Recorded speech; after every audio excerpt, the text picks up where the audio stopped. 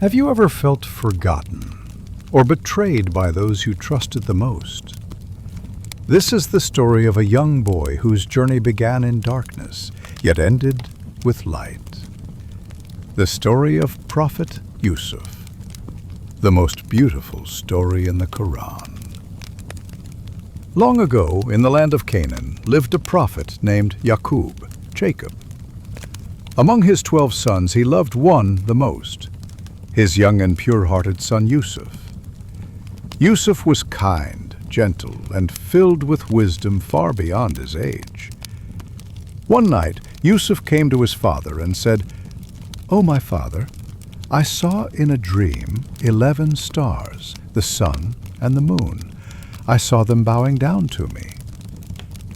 Yaqub immediately realized this was no ordinary dream. He told his son softly, "Oh, my dear son, do not tell your dream to your brothers, or they may plot against you. Because jealousy can turn even family into strangers." The brothers noticed how much their father loved Yusuf, and slowly envy grew in their hearts. They said among themselves, "Yusuf and his brother are dearer to our father than us. Let's get rid of him, and our father's attention will be ours." One of them said, "Let's not kill him. Let's throw him into a well. A traveler might find him and take him away." And so their dark plan began. They came to their father and said, "Oh, our father, send Yusuf with us tomorrow to play and enjoy himself." Yaqub hesitated. He feared for his son, but he finally agreed. That morning, Yusuf walked with his brothers, unaware that this day would change his life forever. When they reached a lonely place in the desert, they turned against him.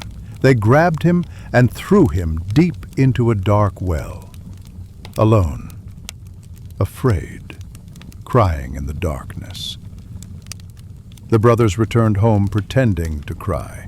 They showed their father Yusuf's shirt stained with false blood, saying, "A wolf devoured him." But Yaqub knew deep down that his son was alive. He cried, but said with faith, "Beautiful patience. Allah is the best of helpers in what you describe." And so Yusuf remained in the darkness of the well. But Allah never forgets his servants. A passing caravan would soon stop by, and what they find will change the course of history. The sound of footsteps echoed near the well. A group of travelers stopped to fetch water. When one of them lowered his bucket, he felt a small hand grasp it tightly. He looked down, and there was a boy, weak and frightened, clinging to life. "Good news!" one of them shouted. "There's a boy here!" But to them Yusuf was not a miracle. He was a prize. They pulled him out and sold him as a slave for a few silver coins. Yusuf was taken far from home to the land of Egypt, a land of power and beauty. There a nobleman bought him and said to his wife, "Take good care of him. Perhaps he may benefit us, or we may adopt him as a son." And so Yusuf began a new chapter, a slave in a foreign land, but with a heart full of faith. Allah was preparing him for something greater. Years passed. Yusuf grew into a handsome, strong, and wise young man. His master's wife began to notice him. Her desire grew, and one day, when the house was empty, she called him. She locked the doors and said softly, "Come to me." But Yusuf refused. He said, "I seek refuge in Allah. Indeed, He is my Lord who has treated me well. The wrongdoers will never succeed." He turned and ran toward the door. She chased him, and as he tried to escape, she grabbed his shirt, tearing it from behind. At that moment, her husband appeared at the door. She quickly said, "What should be the punishment for someone who wanted to harm your wife?" But Allah revealed the truth. A witness from her own family said, "If his shirt is torn from the front, she is truthful. But if it is torn from the back, then she is lying." And when they saw that his shirt was torn from the back, her lies were exposed. Word spread across the city. Women whispered about her, mocking her desire. So she invited them to her palace, gave them fruit and knives, and told Yusuf to appear.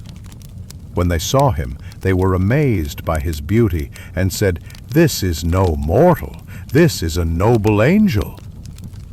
But Yusuf remained pure. When temptation surrounded him, he chose prison over sin. He said, "My Lord, prison is dearer to me than what they call me to." And so Yusuf was thrown into prison, innocent but never alone. Even in the darkest cell, Allah was with him. There, behind the walls, his story would take another turn, a dream that would open the gates to destiny. To be continued in Part 3, From Prison to the Palace. If you're enjoying this journey, don't forget to like, share, and follow. The story of Yusuf teaches us, when people forget you, Allah remembers you.